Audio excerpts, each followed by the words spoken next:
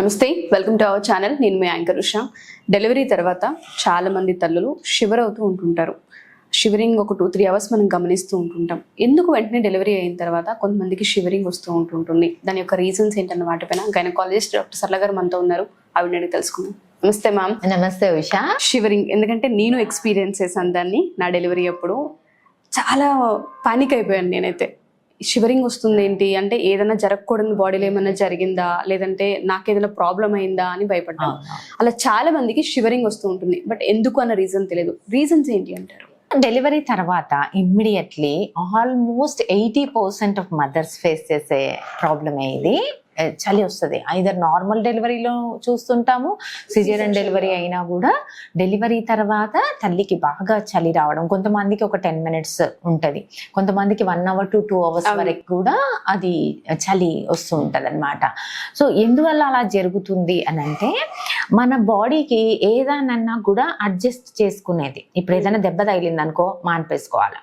ఆ గుణం అనేది దేవుడిచ్చింది. సో డెలివరీ అవ్వగానే ఏం జరుగుతుంది, ఆల్మోస్ట్ 2.5 to 3 kg బేబీ బయటికి మన బాడీలో నుండి బయటకు వచ్చేస్తుంది. దాంతో పాటు 1/2 kg to 1 kg placenta.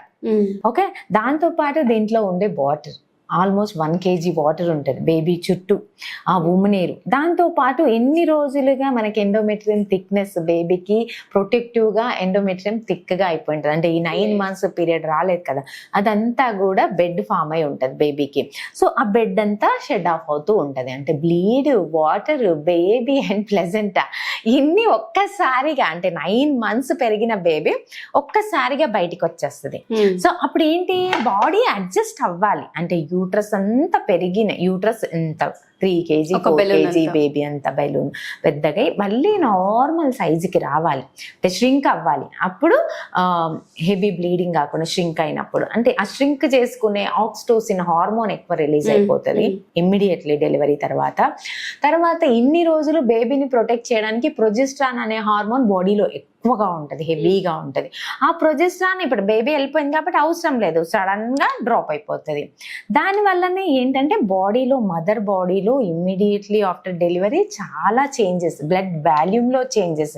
Blood volume, బేబీకి బ్లడ్ బాగా అందియడానికి బ్లడ్ వాల్యూమ్ పెరిగి ఉంటది, బ్లడ్ ఎక్కువ అయి ఉంటది తల్లికి. డెలివరీ తర్వాత ఆ వాల్యూమ్ అంతా దగ్గరకు వచ్చేది, అంటే తగ్గుతుంది. సో హార్మోన్స్ అన్ని పడిపోతాయి, ఆక్సిటోసిన్ ఎక్కువై ఉంటది. ఎడ్రినలిన్ తెలుసు కదా, ఏదైనా స్ట్రెస్ కండిషన్ లో మన బాడీలో ఎడ్రినలిన్ ఓవర్ గా ప్రొడ్యూస్ అవుతుంది. డెలివరీ అనే ప్రాసెస్ హెవీ స్ట్రెస్ ప్రాసెస్. ఆ స్ట్రెస్ ప్రాసెస్ లో ఎడ్రినలిన్ రిలీజ్ అయి ఉంటది. అంతకు ముందు సడన్ గా ఎడ్రినలిన్ డ్రాప్ అయిపోతుంది బేబీ డెలివరీ అవ్వగానే. దానివల్ల బాడీ అడ్జస్ట్మెంట్ చేసుకుంటుంది అనమాట. అడ్జస్ట్మెంట్ కండిషనే ఈ చిల్స్ అనేది.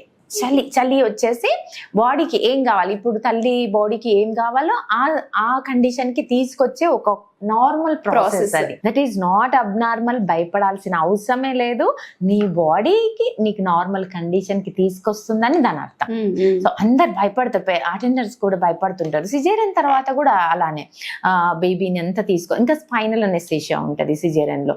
నార్మల్ లో కూడా ఎపిడ్యూరల్ తీసుకున్న వాళ్ళలో కొంచెం ఎక్కువగా చూస్తుంటాం ఈ చిల్స్ ఎక్కువసేపు రావడము అనేది. సో సిజేరియన్ లో అయినా నార్మల్ లో అయినా కూడా మదర్ బాడీ అడ్జస్ట్మెంట్ కి జరిగే normal physiological process. So no need to worry, ఎవ్వరు భయపడాల్సిన అవసరం లేదు దాని గురించి.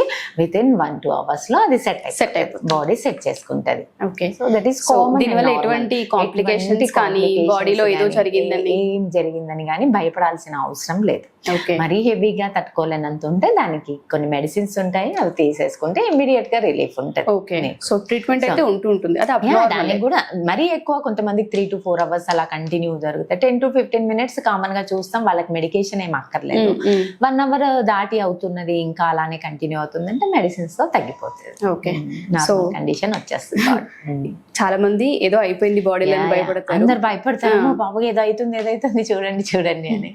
సో మరి normal. Thank you ma'am, thank you so much. చాలా మందికి చిన్న వాటిపైన అవగాహన లేకనే పానిక్ అయ్యి అక్కడ ఇక్కడ వేరే వాళ్ళ డెలివరీ అయి ఉంటే వాళ్ళని అడిగి వాళ్ళకి అవ్వలేదు అన్నప్పుడు అరే నాకైంది, ఈ హాస్పిటల్లో అయింది, ఈ డాక్టర్ దగ్గర అయింది అన్నది అక్కడి వరకు వెళ్తూ ఉంటాయి టాక్స్ అనేవి. బట్ ప్రెగ్నెన్సీ అందరికి ఒకేలా ఉండదు, ఒక్కొక్కరికి ఒక్కొక్క బాడీని బట్టి, బేబీని బట్టి మళ్ళీ ఒకే మదర్ కు ఒక డెలివరీకి ఇంకో డెలివరీకి డిఫరెన్స్ ఉంటూ ఉంటుంది. ఒక బాడీలోనే అన్ని డిఫరెన్స్ అయినప్పుడు బాడీకి చాలా చేంజెస్ ఉంటాయి. ఎగ్జాక్ట్లీ. సో పోల్చుకోకూడదు, కంపేర్ చేసుకోకూడదు అని అర్థం. ఏ డెలివరీని పోల్చుకోవద్దు, ఏ మదర్ ని పోల్చుకోవద్దు. నీవు unique, yes body unique. True. Thank you ma'am, thank you so much. Yeah, thank you.